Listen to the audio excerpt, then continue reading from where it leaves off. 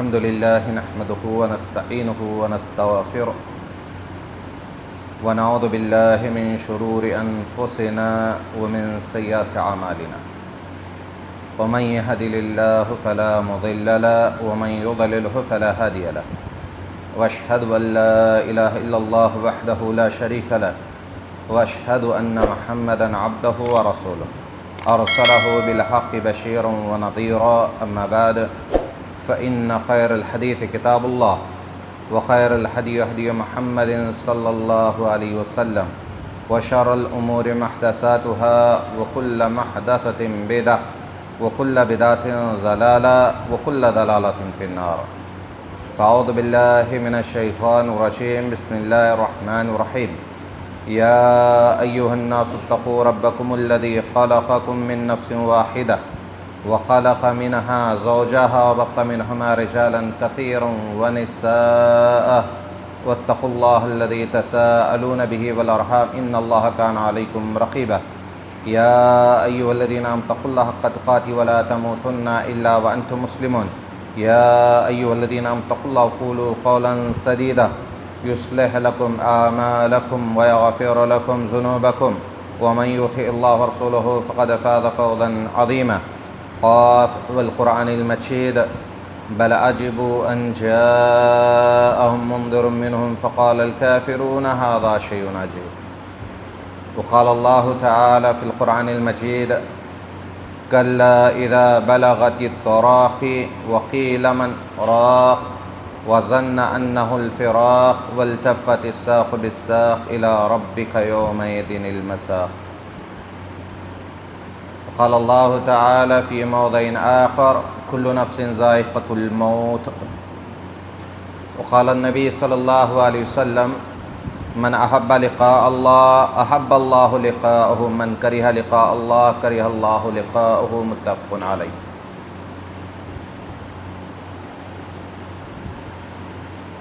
تمام قسم کی تعریفات و توصیفات بڑائی کبریائی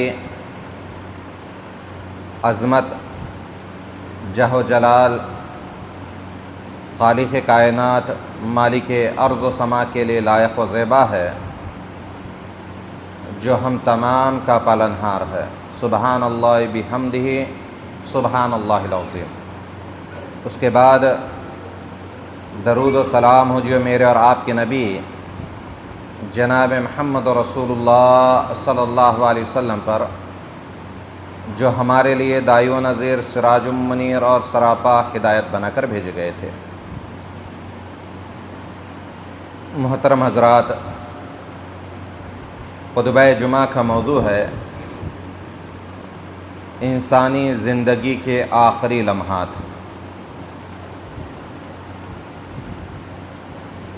انسان جب اس دنیا سے رخصت ہو جاتا ہے، اس دنیا سے کوچ ہونے لگتا ہے، تو اس کے آخری حالات کیسے ہوتے ہیں، کس طریقے کے ہوتے ہیں؟ اس وقت انسان کیا محسوس کرتا ہے اور کن کن تکالیف سے دوچار ہوتا ہے، یہ جان لینا ہر مومن کے لیے ضروری ہے، کیونکہ آج ہمارا خیال ہے کہ موت کے وقت میں کیا ہوتا ہے، موت کے وقت میں انسان کیا محسوس کرتا ہے۔ ہم میں سے اکثر کسی کو یہ بات معلوم ہی نہیں ہے، لیکن موت کے وقت میں انسان جن تکالیف سے دوچار ہوتا ہے، جن شدتوں سے موت کی جن شدتوں سے دوچار ہوتا ہے، وہ انسانوں سے بیان ہی نہیں کر پاتا ہے کہ میں اس وقت کیا محسوس کر رہا ہوں، میں کیسے محسوس کر رہا ہوں، میں کن تکالیف سے دوچار ہو رہا ہوں، وہ بیان ہی نہیں کر پاتا ہے۔ یا ہم نے کبھی اس وقت انسان کیا محسوس کرتا ہے اس کو جاننے کی بھی کوشش نہیں کی ہے۔ ہم نے کسی سے سوال نہیں کیا ہے، ہم نے کسی سے پوچھا نہیں ہے کہ انسان موت کے وقت میں کیا محسوس کرتا ہے، کون سی چیزیں محسوس کرتا ہے، وہ کن تکالیف سے دوچار ہو رہا ہے، کبھی ہم نے پوچھنے کی یا کبھی ہم نے جاننے کی کوشش نہیں کی ہے۔ میرے بھائیوں، ہمارے ذہنوں میں ایک چیز ہے، موت کا لمحہ آئے گا اور انسان اس دنیا سے کوچ کر کے چلا جائے گا۔ ہمارے ذہنوں کے اندر دراصل یہی خیالات ہیں، لیکن موت کے وقت میں جو حالات ہوتے ہیں، جو کیفیتیں ہوتی ہیں، وہ دنیا اور آخرت کے لمحوں میں سب سے زیادہ خطرناک ہوتی ہے، سب سے زیادہ بھیانک ہوتی ہے کہ انسان جن تکالیف سے دوچار ہوتا ہے، قرآن نے ان تکالیف کو اس انداز میں بیان کیا ہے، کلا اذا بلغت التراقی، جب انسان کی جان حلق تک آ کر پہنچ جائے گی۔ اور کیا کہا جائے گا؟ کوئی ہے جھاڑ پھونک کرنے والا، کوئی طبیب ہے، کوئی ڈاکٹر ہے جو اس کا علاج کر سکے، اس کو بچا سکے، اس کو نجات دلا سکے؟ کوئی ہے؟ یہاں تک کہ پنڈلیوں سے مل جائے گی اور انسان سمجھ لے گا کہ اس دنیا سے کوچ کا وقت آ چکا ہے۔ انسان جیسے جیسے اس کی عمر لمبی ہوتی چلی جاتی ہے، انسان یہ سوچ رہا ہے کہ میری عمر کے اندر اضافہ ہو رہا ہے۔ اس کی عمر کے اندر اضافہ نہیں ہو رہا ہے، اس کی عمر کم ہوتی چلی جا رہی ہے۔ وہ کہاں پر جا رہا ہے؟ وہ موت کی طرف جا رہا ہے، وہ آخرت کی طرف رواں دواں ہے۔ زندگی اس کو ہر مرتبہ ایک پیغام دیتی چلی آتی ہے کہ دیکھ، ابھی وقت ہے، سدھر جا، اپنے آپ کو درست کر لے، اپنے آپ کو نیک کاموں میں لگا دے، اپنے آپ کو اللہ رب العالمین کے دین کے لیے وقف کر لے۔ لیکن انسان سوچتا ہے ابھی میری عمر کیا ہے، 25 کو پہنچ چکا ہوں، آرام سے جو ہے 30 سال کی عمر میں قوم عبادتیں کر لوں گا۔ 30 سال کو پہنچ گیا، 35 سال کے اوپر اس کو ٹال دیتا ہے، 40 سال کے اوپر ٹال دیتا ہے، 50 سال کے اوپر ٹال دیتا ہے۔ 60 سال جب عمر ہو جاتی ہے تو یہاں تک کہ ہاتھ اور پیر اس کا جواب دینا شروع کر دیتے ہیں، یہاں تک کہ انسان ہر چیز سے مایوس ہونا شروع کر دیتا ہے۔ اس کے پیر اس کا ساتھ دینا چھوڑ دیتے ہیں، اس کے ہاتھ اس کا ساتھ دینا چھوڑ دیتی ہیں، اس کی آنکھیں اس کا ساتھ دینا چھوڑ دیتی ہیں، اس کے جسم کے اعضاء اس کا ساتھ دینا چھوڑ دیتے ہیں۔ اگر یقین نہیں آتا ہے تو آج یہ ایسا دور ہے جس کے اندر ٹیکنالوجی عام ہے۔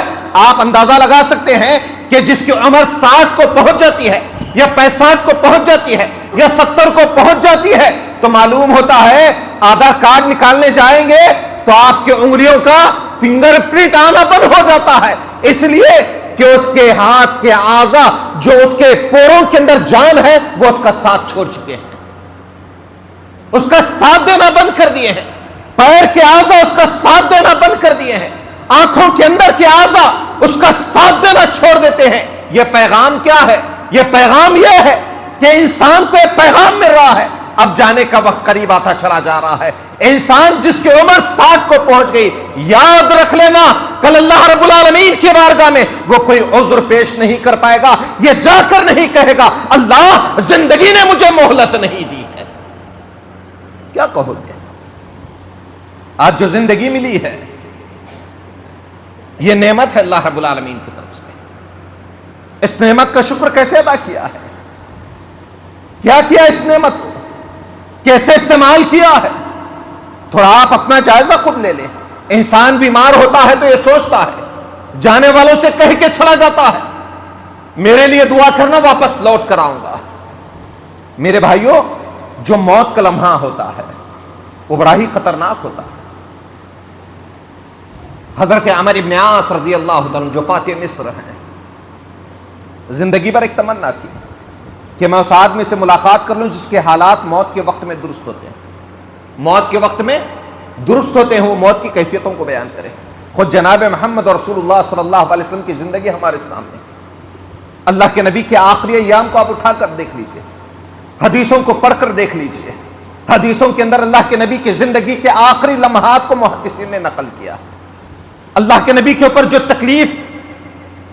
تکلیف جاری تھی، ان تکالیف کو، موت کے وقت کی ان تکالیف کو محدثین نے بیان کیا ہے۔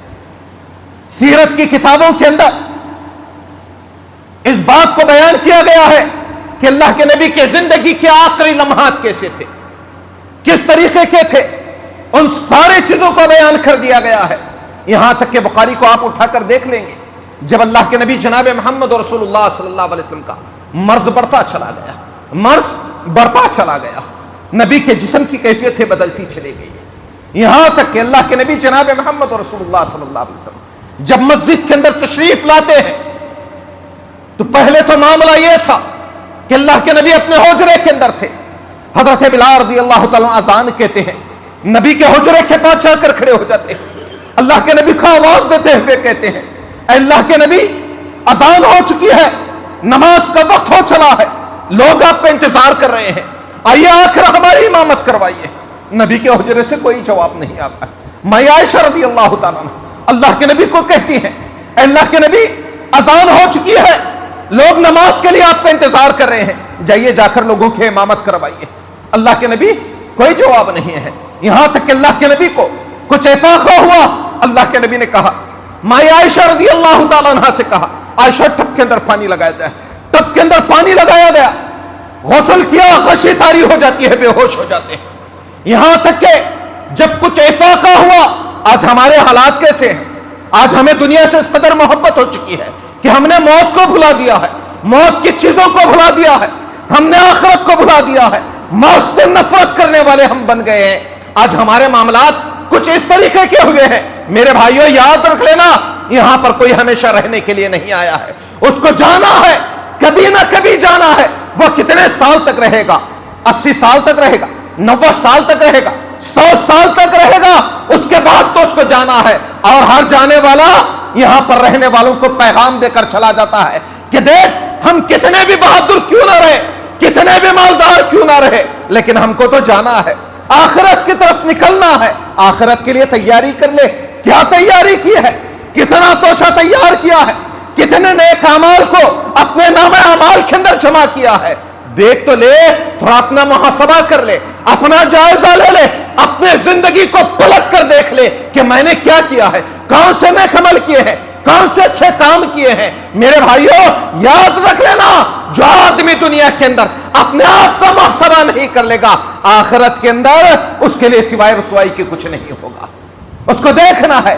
ایک مومن کیا دیکھتا ہے؟ اپنے گناہوں کو دیکھتا ہے کہ میں نے گناہ کے کام کیے ہیں, میں نے خطا کے کام کیے ہیں. وہ یہ سوچتا ہے کہ میں اپنے گناہوں کی معافی کروا لوں گا, اپنے خطاؤں کو درگزر کروا لوں گا, اللہ سے معافی کا سوال کروں گا.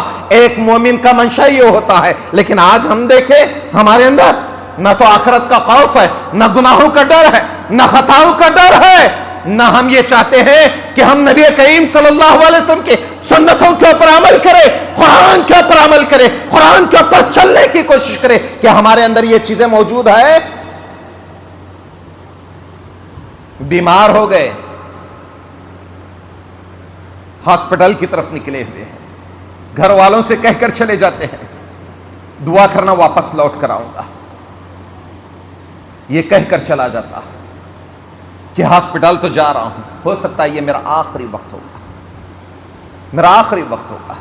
جاتے ہوئے یہ کہہ کر چلا جاتا, اپنے رشتہ داروں سے, اپنے دوستوں سے, اپنے بچوں سے یہ کہہ کر چلا جاتا, واپس نہیں آؤں گا, میں نے کوئی خطا کا کام کیا ہے, میں نے کوئی گناہ کا کام کیا, میں نے کوئی زیادتیاں کی ہے آپ لوگوں کے سامنے, انسان کے ناطے مجھے معاف کر دے.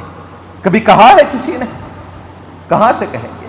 دنیا کی محبت دل کے اندر اس قدر بسی ہوئی ہے کہ مرنے کے نام سے بھی ڈر لگنا شروع ہو جاتا ہے, موت کے نام سے بھی ڈر لگنا شروع ہو جاتا ہے. آج یہ دنیا ہمارے اوپر غالب آ چکی ہے, اس وجہ سے یہ ساری چیزیں ہمارے اندر آتی چلی جا رہی ہے. اللہ کے نبی جناب محمد رسول اللہ صلی اللہ علیہ وسلم آخری وقت میں مرض بڑھتا چلا گیا, اپنے صحابہ کے درمیان نکل کر آتے, دو ساتھیوں کا سہارا لے کر, دو ساتھیوں کا سہارا لے کر مرض اس قدر بڑھ گیا, تکالیف اس قدر زیادہ ہو گئی.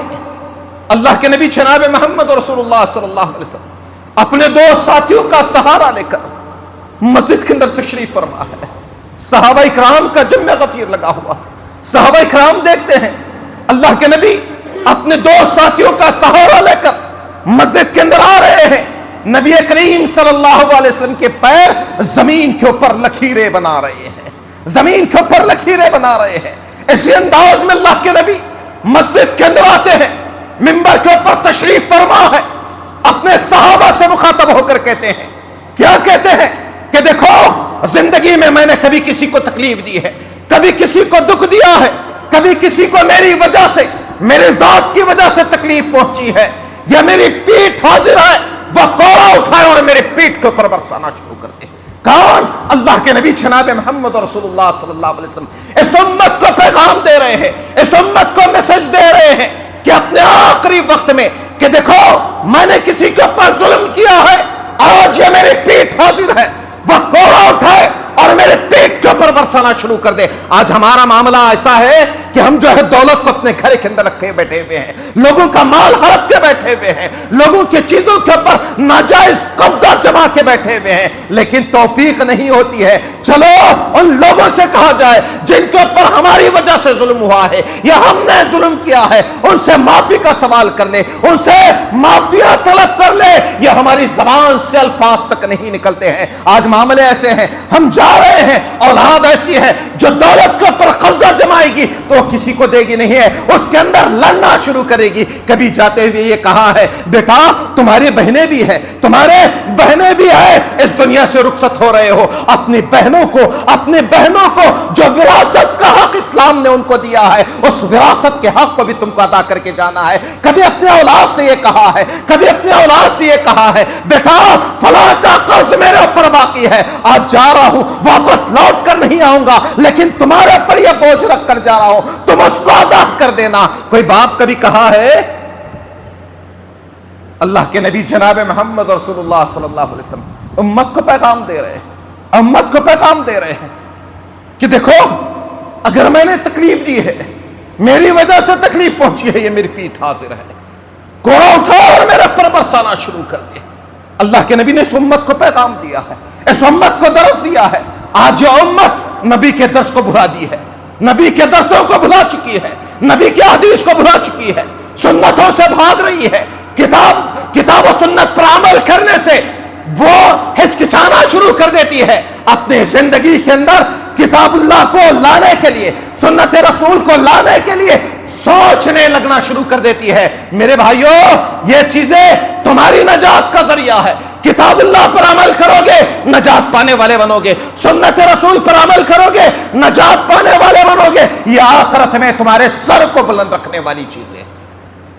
بات یہ بتا رہا تھا اللہ کے نبی جناب محمد رسول اللہ صلی اللہ علیہ وسلم زندگی کے آخری لمحات، ابن ماجہ کی روایت ہے، اللہ کے نبی کی زبان کے اندر لکنت آ گئی تھی۔ مولانا صفی الرحمان مبارک پوری نے اپنی کتاب الرحیق المختوم کے اندر نبی کریم صلی اللہ علیہ وسلم کے زندگی کے آخری لمحات کو نقل کیا، نبی کے زندگی کے آخری لمحات کو نقل کیا ہے۔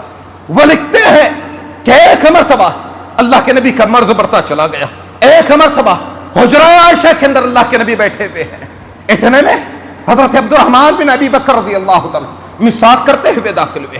اللہ کے نبی جناب محمد رسول اللہ صلی اللہ علیہ وسلم کی نگاہیں حضرت عبد الرحمن بن ابی بکر پر ٹکی ہوئی ہے، لیکن زبان سے کہہ نہیں پا رہے ہیں عائشہ اس وقت جو ہے میں مسواک کی حاجت محسوس کر رہا ہوں، مجھے مسواک چاہیے، لیکن نگاہ ٹکی ہوئی ہے۔ میں عائشہ رضی اللہ تعالیٰ عنہ نے کہا اللہ کے نبی اس وقت شاید آپ کسی چیز کی حاجت کو محسوس کر رہے ہیں۔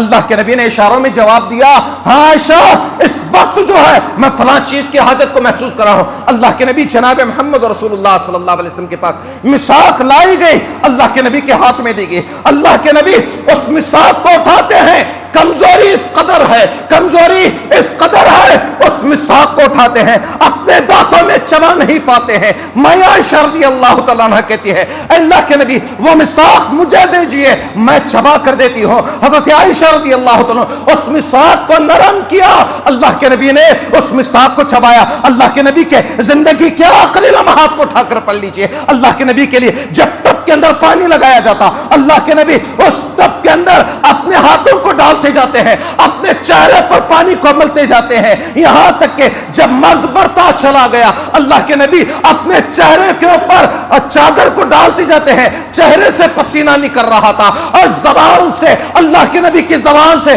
یہ الفاظ نکل رہے تھے سبحان اللہ ان للموت لسکرات، اللہ موت کے لیے بڑی سختیاں ہیں۔ ہم یہ سمجھ رہے ہیں یہ بڑا آسان لمحہ ہے، یہ بڑا آسان لمحہ ہے، اللہ کے نبی نے فرمایا سبحان اللہ ان للموت لسکرات، موت کے لیے بڑی تکلیفیں ہیں، بڑی تکلیفیں ہیں۔ بڑی شدتیں ہیں موت کے لیے. آج ہم نے اس کے لیے کیا تیاری کی ہے؟ کون سی تیاری کی ہے؟ تو ہم اپنے آپ کا جائزہ لیں, اپنے گریبان میں جھانک کر دیکھیں کہ ہم نے کیا کیا تیاریاں کی ہیں موت کے لیے. حضرت عمر ابن عاص رضی اللہ تعالیٰ عنہ کہتے ہیں موت کا لمحہ. حضرت عمر ابن عاص رضی اللہ عنہ زندگی میں ایک تمنا تھی, میں اس آدمی سے ملاقات کروں جس کے موت کے وقت میں حالات درست ہوتے ہیں, وہ موت کی کیفیت کو بیان کرے, وہ موت کی شدت کو بیان کرے, موت کے حالات کو بیان کرے. وہ کہتے ہیں مجھے بڑا افسوس ہوتا ہے ان لوگوں کے اوپر جن کے حالات موت کے وقت میں درست ہوتے ہیں لیکن وہ موت کی کیفیت کو نہیں بیان کر پاتے, وہ موت کی شدتوں کو بیان نہیں کر پاتے, وہ موت کے حالات کو بیان نہیں کر پاتے. مجھے بڑا افسوس ہوتا ہے, لیکن آج ہم میں سے بھی کوئی پوچھنے کے لیے تیار نہیں ہے. یہ جو دو دور گزرے ہیں ہمارے درمیان, کرونا کے دو دور, کیا حالت تھی, کیا حالت تھی.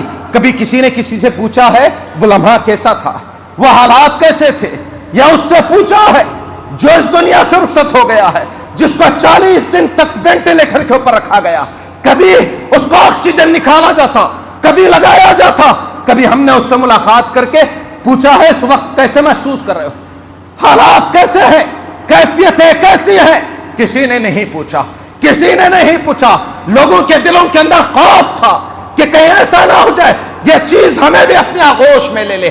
وہ ڈر کر بھاگ رہا تھا, یہاں تک کہ اس موت کے لمحے سے معاملہ ایسا تھا, باپ مر گیا, بیٹا اس کے جنازے کے اندر شریک ہونے کے لیے تیار نہیں تھا, بیٹا مر گیا, باپ جانے کے لیے تیار نہیں تھا. اس طریقے کا خوف لوگوں کے اندر جاری ہو چکا تھا. وہ ہر آدمی اس سے خوف محسوس کر رہا تھا. تو میرے بھائیوں, اس دوران کیا کچھ نہیں ہوا ہے. ہم نے کبھی پوچھا ہے کہ لمحہ کیسا تھا, کس طریقے کا تھا. کچھ لوگ آئے, وہاں سے علاج ہو کر جب وہ آئے تو ان سے پوچھا گیا کیسا تھا. لوگ کہتے تھے کہ ہم یہ دیکھتے تھے کہ وہ آدمی باتھ روم کی طرف چلا گیا, واپس آتا یا نہیں آتا, ہم اسی کی طرف دیکھتے رہتے. کبھی آتے آتے راستے میں ہی وہیں پر گر جاتا, لیکن اس میں سے کوئی ایک آدمی بھی ان شدتوں کو بیان نہیں کر پایا, موت کی ان کیفیتوں کو بیان نہیں کر پایا. لیکن آج بھی جو آدمی بیمار ہوتا ہے وہ موت کی ان شدتوں کو بیان نہیں کر پاتا. اسی لیے تو حضرت عمر ابن عاص رضی اللہ عنہ کہتے ہیں مجھے بڑا افسوس ہوتا ہے ان لوگوں کے اوپر جن کے حالات موت کے وقت میں درست ہوتے ہیں, وہ موت کی کیفیت کو بیان نہیں کر پاتے. یہ وہی حضرت عمر ابن عاص رضی اللہ عنہ جب یہ بیمار ہوئے, مسلم کی روایت ہے, کچھ لوگ ان کی عیادت کے لیے آئے. حضرت عمر ابن عاص رضی اللہ عنہ روتے ہوئے اپنے چہرے کو پھیر لیا. بیٹا باپ سے مخاطب ہو کر کہتا ہے, کیا کہتا ہے, ابو جان, اللہ کے نبی جناب محمد رسول اللہ صلی اللہ علیہ وسلم جو خوشخبری سنائی تھی, وہ خوشخبری کیا ہے بتا تو دیجیے. حضرت عمر ابن عاص رضی اللہ عنہ کے آنسو رکنے کا نام نہیں لیتے. یہ رونا ان کا دنیا چھوڑنے کی وجہ سے نہیں تھا, یہ رونا اس وجہ سے نہیں تھا کہ وہ دنیا سے چلے جا رہے ہیں, وہ دنیا سے رخصت ہو رہے ہیں. رونا اس وجہ سے نہیں تھا. آج ہمارا معاملہ کیا ہے, ہمارا موت کے وقت میں رونا کیا ہے, میرے اولاد کو چھوڑ کر جا رہا ہوں, میرے پوتے پوتیوں کو چھوڑ کر جا رہا ہوں, میری بیٹیوں کو چھوڑ کر جا رہا ہوں, میرے کنبے کو چھوڑ کر جا رہا ہوں, میری دولت کو چھوڑ کر جا رہا ہوں. یہ دولت لگا کر بیٹھا ہوا ہے, یہ دولت ساتھ آنے والی نہیں ہے, یہ یہیں پر رہنے والی ہے. اس کے بارے میں سوچو کہ اس دولت کے ذریعے سے میں آخرت کے لیے کیا کر سکتا ہوں, میں آگے کے لیے کیا کر سکتا ہوں. اس کے بارے میں سوچنے کی ضرورت ہے. یہ تو تمہارا چھوڑ کر جانے والا مال ہے, تمہارے ساتھ میں آنے والا نہیں ہے. یاد رکھ لینا اس بات کو. یہ ساری چیزیں چھوڑ کر چلے جاؤ گے, لے کر کون سی چیزیں جاؤ گے, جو تم نے نیک عمل کیے ہیں وہ لے کر جاؤ گے, جو تم نے صدقہ کیا ہے وہ لے کر جاؤ گے, جو تم نے نمازیں پڑھی ہے وہ لے کر جاؤ گے, جو تم نے روزے رکھے ہیں وہ ساتھ میں لے کر جاؤ گے. یہ دنیا کی جتنی مال و متاع ہے, یہ دنیا کی جتنی عمارتیں ہیں, یہ دنیا کے جتنے تمہارے ساز و سامان ہیں, یہ سارے کے سارے تمہیں چھوڑ کر جانا پڑے گا. حضرت عمر ابن عاص رضی اللہ عنہ روتے ہوئے اپنے چہرے کو پھیر لیتے ہیں. بیٹا باپ سے مخاطب ہو کر کہتا ہے, یہ جو آخری لمحے ہوتے تھے. حضرت ابو ہریرہ کے بارے میں بھی آتا ہے, جب یہ بیمار ہوئے کچھ لوگ ان کی عیادت کے لیے آئے. حضرت ابو ہریرہ رضی اللہ عنہ روتے ہوئے رونا شروع کر دیتے ہیں. لوگ ان سے سوال کرتے ہیں, ابو ہریرہ دنیا چھوڑنے کا غم ہے. کیا سوال کیا؟ ابو ہریرہ دنیا چھوڑنے کا غم ہے. حضرت ابو ہریرہ نے کہا دنیا چھوڑنے کا غم نہیں ہے، غم تو اس بات کا ہے کہ میں ایک لمبے سفر پر چل پڑا، غم تو اس بات کا ہے کہ میں ایک لمبے سفر پر چل پڑا ہوں، زیادہ سفر بڑا قلیل ہے، سفر کا جو توشہ ہے میرے پاس وہ بہت کم ہے، سفر بڑا لمبا ہے۔ کیا کرو گے؟ سفر آج ہم کو سمجھ میں آتا ہے، انسان ادھر مر گیا، خبر کے اندر دفن کر دیے، اس کے بعد جو ہے ختم ہو گیا معاملہ، اتنا ہی سفر ہے میرے بھائیوں۔ سفر اتنا نہیں ہے، سفر بڑا لمبا ہے، سفر بڑا لمبا ہے۔ انسان کو موت کی تکالیف سے دوچار ہونا پڑے گا، موت کی تکالیف سے دوچار ہونا پڑے گا۔ اللہ رب العالمین فرشتوں کو بھیجے گا، جو آدمی نیک ہوگا، دیندار ہوگا، مومن ہوگا، توحید پرست ہوگا، اس کے پاس جو آسمان سے فرشتے آئیں گے اس کی روح کو نکالنے کے لیے، اس کے جسم سے الگ کرنے کے لیے۔ ان فرشتوں کی کیفیت یہ ہوگی کہ ان کے چہرے چمکتے ہوئے ہوں گے، روشن چہرے والے فرشتے ہوں گے، جو کفن لے کر آئیں گے، وہ خوشبودار کفن لے کر کے آئیں گے، حد نگاہ کے فاصلے پر بیٹھ جائیں گے، حد نگاہ کے فاصلے پر بیٹھ جائیں گے، اس کے بعد اسے سلام کہیں گے، اس کو اس کا ٹھکانہ دکھائیں گے، اور اس کے بعد اس سے مخاطب ہو کر کہیں گے اے پاک روح پاک جسم سے نکل جا۔ کیا کہیں گے؟ اے پاک روح پاک جسم سے نکل جا۔ وہ اپنا ٹھکانہ دیکھ لے گا، کیا ہوگا اس روح کا معاملہ، کیسے نکلے گی؟ اللہ کے نبی نے فرمایا اس کی روح اس کے جسم سے ایسے نکلے گی جسے مشکزے سے پانی نکلتا ہے، گھڑے سے پانی جیسے نکل کر آتا ہے، ویسے اس کے جسم سے اس کی روح کو نکالا جائے گا۔ وہیں پر جو آدمی منافق ہوگا، جو آدمی منافق ہوگا، کافر ہوگا، فاجر ہوگا، فاسق ہوگا، اس کی روح کو قبض کرنے کے لیے، اس کی روح کو اس کے جسم سے نکالنے کے لیے آسمان سے جو فرشتے آئیں گے وہ بڑے ہی بھیانک چہرے والے ہوں گے، وہ چمکتے ہوئے چہرے والے نہیں ہوں گے، جو ساتھ میں کفن لے کر آئیں گے وہ خوشبودار نہیں ہوگا، وہ بدبودار ٹاٹ ہوگی، وہ لے کر آئیں گے، حد نگاہ کے فاصلے پر بیٹھیں گے، اسے سلامتی کی دعائیں نہیں دیں گے، سلامتی کے الفاظ نہیں کہیں گے، اس کے بعد جو ہے اس سے مخاطب ہو کر کہیں گے اے خبیث روح کبھی جسم سے نکل جا۔ وہ اپنا ٹھکانہ دیکھنے کے بعد اس کی روح اس کے جسم سے نکلنے کے لیے تیار نہیں ہوگی۔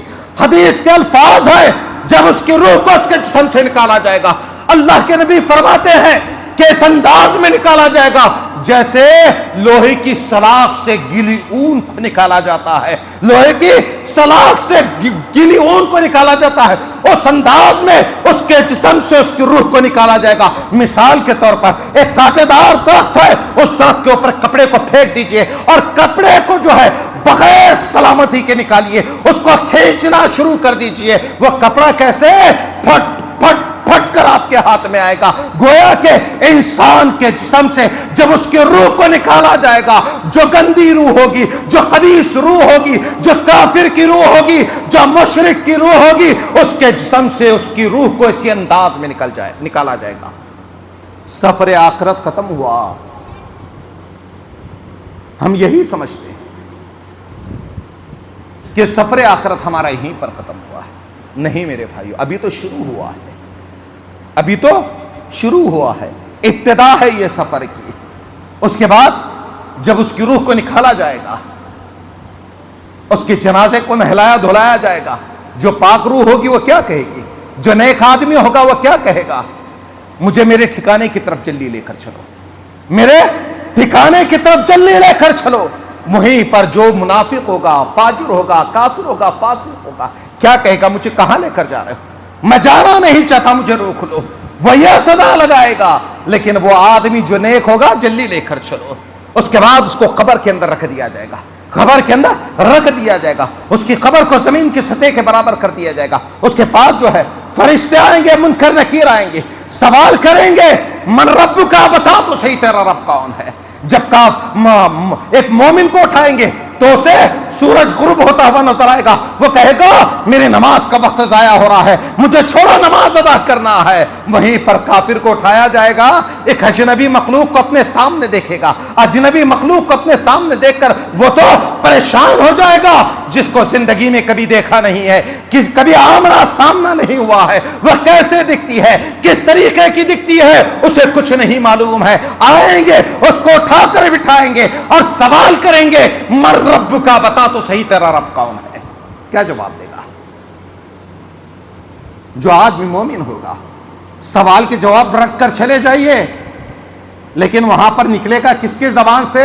جو مومن ہوگا اسی کی زبان سے۔ آپ رٹ لیجئے، عربی میں رٹ لیجئے، اردو میں رٹ لیجئے، کسی بھی زبان میں رٹ لیجئے، لیکن جواب کس کے زبان سے نکلے گا؟ جواب صرف ایمان والے کی زبان سے نکلے گا، کافر کی زبان سے نہیں نکلے گا، مشرک کی زبان سے نہیں نکلے گا۔ اگر وہ بھی رٹ کر چھڑا جائے گا، نکلے گا کس کی زبان سے؟ ربی اللہ ایک مومن ہی کہے گا۔ اور کافر کی زبان سے کیا نکلے گا؟ ہائے ہائے لا ادری، میں نہیں جانتا کہ میرا رب کون ہے، میں نہیں مانتا میرا رب کون ہے، میں نہیں جانتا میرے رب کے بارے میں۔ اس کی زبان سے الفاظ نکلیں گے، یہاں تک کہ جب سوال کر دیے جائیں گے اس کے بعد کیا حکم دیا جائے گا؟ اس کی قبر کو اس کے لیے تنگ کر دیا جائے گا، اس کی قبر کو اس کے لیے دبایا جائے گا۔ جو کافر ہوگا، جو فاسق ہوگا، جو فاجر ہوگا، جو مشرک ہوگا، جب اس کو دبایا جائے گا اس کی ادھر کی پھسلیاں ادھر، ادھر کی پھسلیاں ادھر ہو جائے گی۔ ختم ہوا سفر؟ ختم ہوا سفر؟ نہیں ختم ہوا میرے بھائی، ابھی سفر ختم نہیں ہوا ہے۔ اسی لیے صحابہ اکرام کیا کہتے تھے؟ ایک لمبے سفر پر چل پڑا ہوں، زیادہ سفر بڑا قلیل ہے، سفر کا توشہ بہت کم ہے، اس کی تیاری کرنا ہے۔ اس کی تیاری ہم نے کیا کی ہے؟ کون سی تیاری کی ہے؟ تھوڑا اپنے آپ کے اپنی زندگی کے اندر غور و فکر کرو، اپنے آپ کا جائزہ لو کہ کتنے نیک عمل کو ہم نے تیار کیا ہے، کتنے اچھے کام ہم نے کیے ہیں۔ آج بھاگتے ہیں، آج کیا کہتے ہیں؟ کتاب اللہ سے بھاگو، سنت رسول سے بھاگو، ہاں اس کے اوپر عمل نہ کرو۔ آج ہمارے معاملے یہی ہے کہ دیکھو یہ چیزیں ہماری زندگی میں آئے گی تو ہماری خوشیاں نکل کر چلے جائیں گی۔ میرے بھائیوں سب سے زیادہ خوشی اسی میں، دین کے اندر سب سے زیادہ خوشی، دنیا کے اندر نہیں ہے۔ دنیا فانی ہے، ختم ہونے والی ہے، اس کے اندر خوشیاں کہاں رہے گی؟ اللہ آخرت میں دے گا مومن کے لیے ایسی زندگی جس کے اندر بڑھاپا بھی نہیں آئے گا، ان زندگیوں سے نوازے گا۔ اس زندگی کے بارے میں سوچو، یہ تو زندگی ختم ہونے والی ہے، فنا ہونے والی ہے، دنیا کی ساری چیزیں فنا ہونے والی ہے، کوئی باقی رہنے والی چیز نہیں ہے۔ اللہ نے عبرت کے لیے فرعون کی لاش کو رکھ دیا، دیکھو یہ بھی ظالم تھا، دنیا کا بادشاہ تھا، لیکن آج رہ گیا ہے دنیا کے اندر، دنیا کے اندر رہ گیا ہے۔ میرے بھائیو یہ ہماری عبرت کے لیے ہے، یہ عبرت کے لیے ہے، ہمارے سوچنے کے لیے، ہمارے سمجھنے کے لیے، ہمارے غور و فکر کرنے کے لیے۔ اگر ہم نے اللہ کی نافرمانیاں کی ہمارا انجام کیسے ہوگا ہم کو خود کو نہیں معلوم ہے، اسی لیے اپنے انجام کے بارے میں سوچو، اپنے انجام کی فکر کرو۔ تو میرے بھائیو اس کے بعد قبر کے اندر اس کے اوپر، انسان کے اوپر ایک ایسے فرشتے کو مقرر کر دیا جاتا ہے جو آنکھ سے اندھا ہوگا۔ کیا ہوگا؟ آنکھ سے اندھا ہوگا، کان سے بہرا ہوگا، زبان سے گونگا ہوگا، اس کے ہاتھ میں لوہے کا گز ہوگا، اس کے ہاتھ میں لوہے کا گز ہوگا، وہ انسان کے اوپر برسائے گا، انسان چیخے گا، چلائے گا، لیکن اس کی چیخ اور پکار کو سننے کے لیے کوئی نہیں ہوگا۔ اس طریقے سے جو ہے اس کو عذاب دیا جائے گا۔ اسی لیے مائی عائشہ رضی اللہ تعالیٰ عنہ اللہ کے نبی سے مخاطب ہو کر کہتی ہے، اے اللہ کے نبی میں تو ایک کمزور عورت ہوں، میں تو ایک کمزور عورت ہوں۔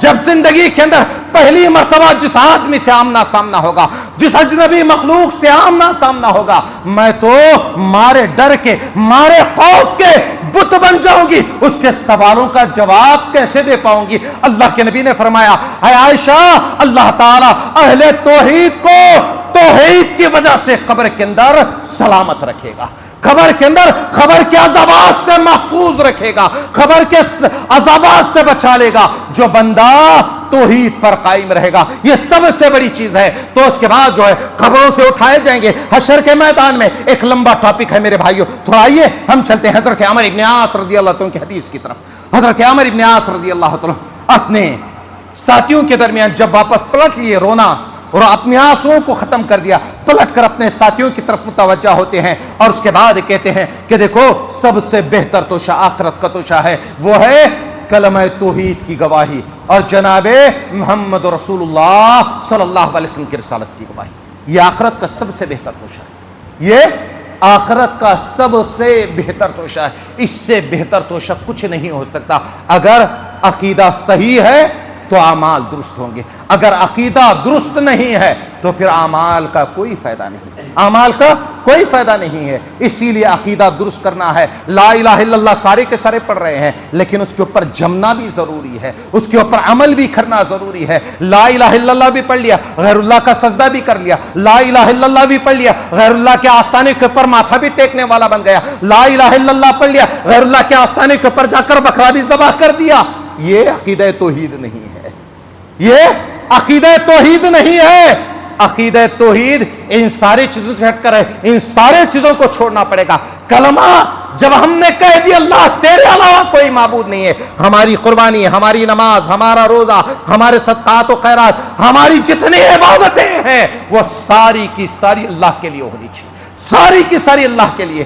تو سب سے پہلے نصیحت کرتے ہوئے کہا کہ دیکھو سب سے بہتر توشہ آخرت کا توشہ وہ ہے کلمہ توحید کی گواہی، جناب محمد رسول اللہ صلی اللہ علیہ وسلم کی رسالت کی گواہی. اس کے بعد یہ کہتے ہیں ہمارے اوپر کچھ دور آئے،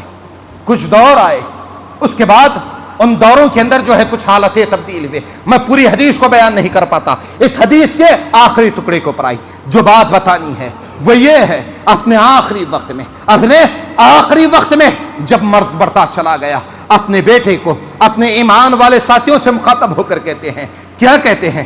جب میں مر جاؤں گا نصیحت ہے. دیکھیے میرے بھائیوں، آج ہمارا مرنے والا کوئی نصیحت کر کے مر رہا ہے، کوئی بتا کے مر رہا ہے، وہ مر جاتا ہے، اس کے جنازے کے ساتھ میں نہ جانے کیا کیا کیا جاتا ہے. ادھر رونے دھونے کی رسمیں ہوتی ہے، ادھر فاتحہ درود کی رسمیں ہوتی ہے، ادھر سے پھر جو ہے دین کے اندر ڈاکہ ڈالنے کی کوششیں کی جاتی ہے. جو نبی کے حدیث سے چیزیں ثابت نہیں ہے ان چیزوں کو کرنے کی کوششیں کی جاتی ہے. لیکن مرنے والا نصیحت کر کے نہیں مرتا کہ دیکھو میرے جنازے کو جیسے اللہ کے نبی نے دفنانے کا حکم دیا ہے، جیسے کرنے کا حکم دیا ہے، ویسے میرے جنازے کے ساتھ میں کرنا. کوئی یہ کہہ کر نہیں چلا جاتا، لیکن حضرت عمر ابن عاص رضی اللہ عنہ اس امت کے لیے ایک پیغام چھوڑ کر جا رہے ہیں. وہ نصیحت کر رہے ہیں، نصیحت کرتے ہوئے کہتے ہیں، کیا کہتے ہیں؟ جب میں مر جاؤں گا میرے جنازے کے ساتھ میں نوحہ اور ماتم کرنے والی عورتیں نہیں ہوں.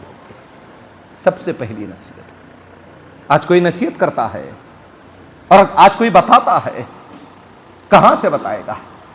انسان ادھر مر جاتا ہے، مرنے کے بعد آج جنتی بنانے کے نسخے ہمارے پاس موجود ہو گئے ہیں، وہ نبی کے حدیث سے ثابت نہیں ہے.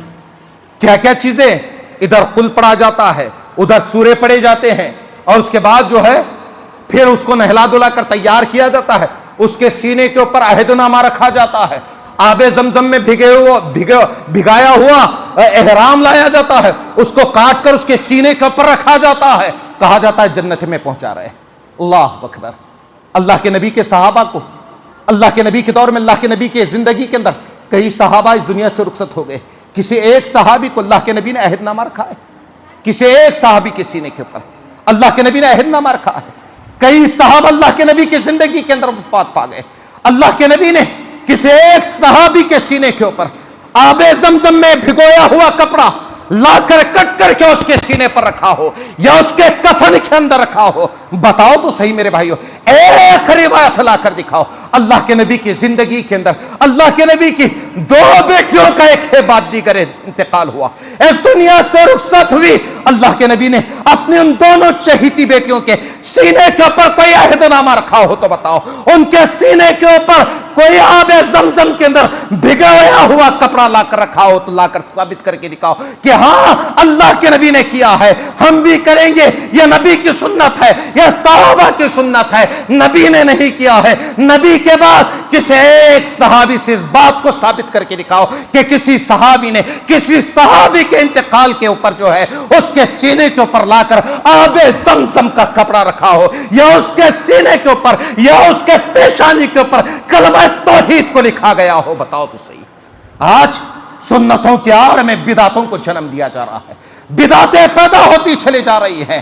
ہم یہ سمجھتے ہیں کہ یہ سنتیں ہیں، یہ قرآن اور حدیث پر عمل ہے. میرے بھائیوں یہ قرآن اور حدیث پر عمل نہیں ہے۔ ہر آدمی کو قرآن اور حدیث کو جاننے والا بننا چاہیے، نبی کے حدیث پر عمل کرنے والا بننا چاہیے، نبی کے حدیث کو جاننے والا بننا چاہیے، رب کے کلام کا مطالعہ کرنے والا بننا چاہیے، کیونکہ جب تک آپ کتاب اللہ کو نہیں پڑھو گے، سنت رسول کو نہیں سمجھو گے، یاد رکھ لینا آپ کبھی فلاح نہیں پا سکتے، آپ کبھی کامیاب نہیں ہو سکتے۔ یہ آپ کی ذمہ داری ہے۔ اگر آپ دنیا حاصل کرنا ہے تو اس کے لیے حاصل کرنے کے لیے جو جو چیزیں لگتی ہیں آپ ان چیزوں کو لے کر چلتے ہو۔ کتاب اللہ کو حاصل کرنے کے لیے، سنت رسول کو حاصل کرنے کے لیے آپ وقت نہیں نکال سکتے ہیں۔ میرے بھائیوں، اللہ کے پاس جا کر کیا جواب دو گے؟ قرآن بھی موجود تھا، حدیث بھی موجود تھی، ہم نے سمجھنے کی کوشش نہیں کی، ہم نے پڑھنے کی کوشش نہیں کی۔ آپ کی زبان سے یہی تو الفاظ نکلیں گے۔ میرے بھائیوں، ہمیں قرآن اور حدیث کو جاننے والا قرآن اور حدیث کو جاننے والا بننا چاہیے۔ تو میں بات ہی بتا رہا تھا، حضرت عمر ابن عاص رضی اللہ عنہ نصیحت کرتے ہیں، میرے مرنے کے بعد میرے جنازے کے ساتھ میں نوحہ اور ماتم کرنے والی عورتیں نہیں ہوگی۔ ہاں، آدمی انتقال ہو گیا ہے، کسی عزیز کا، کسی دوست کا انتقال ہو گیا، آنسو نکل رہے ہیں، ان آنسوؤں کو روکنے کا حکم ہے۔ آپ نکال سکتے ہیں، لیکن چیخنا، چلانا، ہاں، اللہ کے نبی نے فرمایا لیس منا من لطم الخدود وشق الجیوب ودعا بدعوى الجاہلیہ، اللہ کے نبی نے فرمایا وہ ہم میں سے نہیں ہے جو اپنے گریبان کو چاک کرے، اپنے ماتھے کو پیٹے اور زمانے جاہلیت کی پکار پکارے، وہ ہم میں سے نہیں ہے۔ ہاں، غم کی وجہ سے آنسو نکل رہے ہیں تو اس کو نکال سکتا ہے۔ حدیث، اللہ کے نبی جناب محمد رسول اللہ صلی اللہ علیہ وسلم کو حضرت زینب نے، جب ان کا بیٹا جو ہے موت کی شدتوں سے دوچار ہو رہا تھا، موت کی شدتوں سے تڑپ رہا تھا، تو اس وقت اللہ کے نبی کے پاس پیغام دے کر بھیجا گیا، اے اللہ کے نبی آئیے۔ اللہ کے نبی نے پہلے تو آنے سے انکار کر دیا، بعد میں پھر بلایا گیا، اللہ کے نبی کے پاس اس بچے کو لا کر رکھ دیا گیا۔ اللہ کے نبی اپنے ہاتھوں کے اندر اس بچے کو لیتے ہیں، اللہ کے نبی کی آنکھوں میں آنسو ہے، وہ بچہ موت کی شدتوں سے تڑپ رہا تھا، وہ بچہ شدت بخار کی وجہ سے تڑپ رہا تھا۔ اللہ کے نبی اس بچے کو اپنے ہاتھ میں لیتے ہیں، نبی کی آنکھوں سے زاروں قطار آنسو جاری ہو جاتے ہیں، نبی کی آنکھوں سے آنسو جاری ہو جاتے ہیں۔ صحابہ کرام اس منظر کو دیکھ کر کہتے ہیں، اے اللہ کے نبی، یہ آپ کی آنکھوں میں آنسو۔ اللہ کے نبی نے فرمایا، اللہ تعالیٰ نے انسان کے دل کے اندر رحم کا ایک حصہ رکھ دیا ہے، یہ اس وجہ سے آنسو نکل رہے ہیں۔ جب حضرت ابراہیم کا انتقال ہو گیا، اللہ کے نبی کی آنکھوں میں آنسو تھے اور زبان سے یہ الفاظ ادا ہو رہے تھے، ابراہیم ہم تمہاری جدائی کا غم برداشت نہیں کر سکتے ہیں۔ یہ اللہ کے نبی اس طریقے سے آنسو بہائے ہیں، آنسو بہانا ہے، لیکن یہاں ہمارا معاملہ اس کے بالکل برعکس ہے، رونا، چیخنا، چلانا، دھاڑے لگانا، اسلام اس کی اجازت نہیں دیتا میرے بھائیوں۔ اسی لیے حضرت عمر ابن عاص رضی اللہ عنہ نے اپنے ساتھیوں سے کہا، اپنے بیٹے سے مخاطب ہو کر کہا، جب میں مر جاؤں گا میرے جنازے کے ساتھ میں نوحہ اور ماتم کرنے والی نہیں عورتیں نہیں ہوگی، میرے جنازے کے ساتھ میں اونچی آواز سے نہیں چلا جائے گا، میرے جنازے کے ساتھ میں آنکھ کے ساتھ میں نہیں چلا جائے گا، اور جب میرے جنازے کو قبر کے اندر رکھ دو تو میرے جنازے کے اوپر تھوڑی تھوڑی مٹی کر کے ڈالنا اور میری قبر کو زمین کی سطح کے برابر کر دینا۔ نصیحتیں ہیں، آج قبریں مزاروں کے طور پر بنائی جا رہی ہیں، بڑی بڑی بنائی جا رہی ہے، یہ کس کا طریقہ ہے؟ یہ کس کی سنتیں ہیں؟ بتاؤ تو صحیح میرے بھائیوں۔ آج ہمارے معاشرے کے اندر ساری بدعتیں، ساری خرافاتیں آتی چلی جا رہی ہے، اور باقاعدہ ان کے سرانوں پر جو ہے کیا کیا لگایا جا رہا ہے، ان کا نسب نامہ لگایا جا رہا ہے، ان کا نام لگایا جا رہا ہے، ان کے خاندانوں کا نام لگایا جا رہا ہے۔ یہ کس کی سنتیں ہیں؟ بتاؤ تو صحیح۔ کسی صحابی کے سرانے پر یا کوئی فرش لگا کر اس کا نام لکھ کر کہا گیا ہو کہ فلاں کی قبر ہے، فلاں کی قبر ہے، فلاں کی قبر ہے۔ جاؤ آج بھی مدینہ کے اندر جب جنت البقیع کے اندر چلے جاؤ گے، کئی صحابہ اکرام وہاں پر دفن ہے، ان کی قبروں کے پاس نام تک موجود نہیں ہے۔ آج یہاں کیا کچھ نہیں ہو رہا۔ تو اسی لیے حضرت عمر ابن عاص رضی اللہ عنہ نے نصیحت کرتے ہوئے کہا کہ جب میں مر جاؤں گا، مجھے قبر کے اندر دفن کر چکو تو میرے قبر کے اوپر تھوڑی تھوڑی مٹی کر کے ڈالنا، اس کے بعد میری قبر کو زمین کی سطح کے برابر کر دینا۔ اس کے بعد نصیحت کرتے ہوئے کہتے ہیں، آج ایسے ایمان والے ساتھی لائے تو کہاں سے لائے، آج ایسی اولاد لائے تو کہاں سے لائے۔ ہاں، آج ادھر باپ مر جاتا ہے، ادھر بیٹا ہے، بیٹا ہے، باپ کا انتقال ہو گیا ہے، اس کی دولت کو لینے کے لیے تیار ہے، اس کی جائیداد کے اوپر قبضہ جمانے کے لیے تیار ہے، لیکن مر گیا ہے۔ بیٹا کہاں پر ہے؟ بیٹے کو تلاش کرو، بیٹا سگریٹ پی رہا ہے، بیٹا گٹکا کھا رہا ہے، بیٹا حرام چیزوں کے اندر ملوث ہے۔ باپ کا انتقال ہو گیا، ایک ہاتھ میں سگریٹ ہے، بڑی اسٹائل سے دوستوں کے گلے مل رہا ہے۔ کیا ہوا ہے؟ اس کے باپ کا انتقال ہوا ہے، اس کو احساس تک بھی نہیں ہے۔ اگر اس کو احساس ہوتا، اگر وہ ایمان والا ہوتا، اگر وہ ایمان والا ہوتا، اگر وہ دیندار ہوتا، اگر وہ نبی کے حدیث پر عمل کرنے والا تھا، اس کو معلوم ہوتا کہ اس کے باپ کا انتقال ہو گیا ہے، اس کے باپ کا انتقال ہو گیا ہے، اس باپ کا انتقال۔ جب یہ بیمار ہوتا، وہ رات کی تاریکی میں اٹھ کر تڑپ تڑپ کر اس کے لیے دعائیں کرتا، اللہ میرے بیٹے کو صحت عطا کر دے، میرے بیٹے کو تندرستی عطا کر دے۔ آج اس بیٹے باپ کا انتقال ہو گیا، بیٹا کہاں پر ہے؟ بیٹے کا پتہ نہیں ہے۔ اگر وہ ایمان والا ہوتا، وہ ایمان والا ہوتا، اپنے باپ کی عزت اس کے دل کے اندر ہوتی، وہ سیدھا مسجد کی طرف، مؤذن اذان کہتا، مسجد کی طرف آ جاتا، نماز پڑھنے کے لیے جھک جاتا۔ جب سجدے میں گر جاتا، والد محترم کی یاد آ جاتی، رب سے التجا کرتے ہوئے کہتا، اللہ میرے باپ کے سارے گناہوں کو معاف فرما۔ آنکھوں سے آنسو جاری ہو جاتے، وہ اپنے باپ کے لیے مغفرت کا سوال کرتا۔ اللہ کے نبی جناب محمد رسول اللہ صلی اللہ علیہ وسلم کی حدیث ہے، اللہ کے نبی نے فرمایا جب جنت کے اندر بندے کا ایک درجہ بلند کر دیا جاتا ہے تو بندہ رب سے مخاطب ہو کر کہتا ہے، رب سے سوال کرتا ہوا کہتا ہے، اللہ جنت کے اندر میرا ایک درجہ بلند کر دیا گیا ہے۔ اللہ یہ کس وجہ سے ہے؟ اللہ رب العالمین بندے سے مخاطب ہو کر کہتا ہے، اے میرے بندے، تیرے بیٹے نے، تیرے عزیز نے، تیرے رشتہ دار نے، تیرے دوست نے تیرے لیے مغفرت کا سوال کیا ہے، اس کی وجہ سے اللہ نے جنت کے اندر تیرے ایک درجے کو بلند کر دیا، تیرے ایک درجے کو بلند کر دیا ہے۔ یہ مغفرت کا سوال کرنے کی وجہ سے اللہ جنت کے اندر درجات کو بلند کر دیتا ہے، درجات کو بلند۔ اسی لیے حضرت عمر بن عاص رضی اللہ عنہ اپنے بیٹے کو اپنے ایمان والے ساتھیوں سے مخاطب ہو کر کہتے ہیں کہ دیکھو جب میں مر جاؤں گا میرے قبر کے پاس کھڑے ہو کر اتنی دیر تک دعا کرنا، اتنی دیر تک دعا کرنا جتنی دیر میں ایک آدمی اونٹ کو ذبح کر کے اس کے گوشت پوش کو الگ نہیں کر لیتا۔ کتنی دیر لگے گی؟ آج بیٹا ہے 5 منٹ اپنی باپ کی قبر کے پاس کھڑے ہو کر دعا کرنے کے لیے تیار نہیں ہے۔ آج کوئی ایمان والا ساتھی ہے ایسا؟ ہے ایسا؟ میرے بھائیوں، ان کی وجہ سے بہت ساری چیزیں حل ہو جاتی ہے، لیکن کوئی احادیث کے اوپر عمل کرنے کے لیے تیار نہیں ہے۔ یہی حضرت عمر بن عاص رضی اللہ عنہ، جب ان کی موت کا وقت قریب آیا، زندگی بھر ایک تمنا تھی اس آدمی سے ملاقات کروں جس کے حالات موت کے وقت میں درست ہوتے ہوں، موت کی کیفیت کو بیان کریں، لیکن نہیں پوچھ پائے۔ حضرت عبداللہ بن عباس رضی اللہ عنہ ان کے پاس آتے ہیں، عمر تمہاری تو زندگی بھر ایک تمنا تھی کہ اس آدمی سے ملاقات کروں جس کے موت کے وقت میں حالات درست ہوتے ہیں، وہ موت کی کیفیت کو بیان کرے، لیکن تم سے کوئی بیان نہیں کر پایا۔ آج میں تم سے سوال کرتا ہوں، آج میں تم سے سوال کرتا ہوں، تم موت کی کیفیت کو بیان کرو، موت کی شدت کو بیان کرو۔ حضرت عمر بن عاص رضی اللہ عنہ ایک ٹھنڈی سانس لی، ایک ٹھنڈی سانس لی، اور اس کے بعد مخاطب ہو کر کہنے لگے، آج میرے پاس الفاظ موجود نہیں ہے کہ میں موت کی کیفیت کو، موت کی شدت کو بیان کروں، آج میرے پاس الفاظ نہیں ہے۔ ایسے محسوس ہوتا ہے کہ آسمان زمین کے اوپر ٹوٹ پڑا ہے۔ یہ موت کی کیفیتیں ہیں، یہ موت کا لمحہ ہے جو حضرت عمر بن عاص رضی اللہ عنہ نے بیان کیا ہے۔ ایسے محسوس ہوتا ہے کہ آسمان زمین کے اوپر ٹوٹ پڑا ہے، میں ان دونوں کے درمیان پسا جا رہا ہوں۔ ایسے محسوس ہوتا ہے کہ میری گردن کے اوپر کوئی پہاڑ لا کر رکھ دیا گیا ہو۔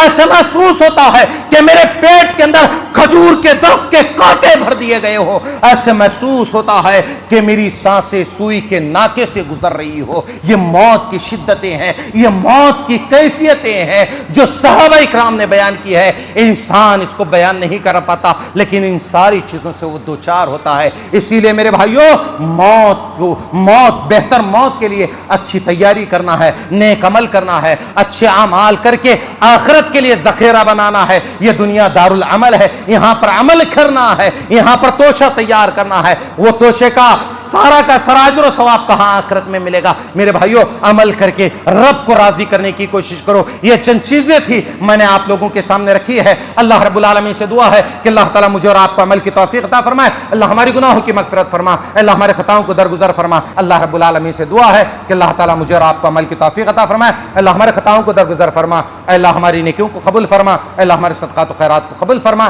آمین ثم آمین. سبحان ربک رب العزت عما یصفون والسلام علی المرسلین والحمد للہ رب العالمین.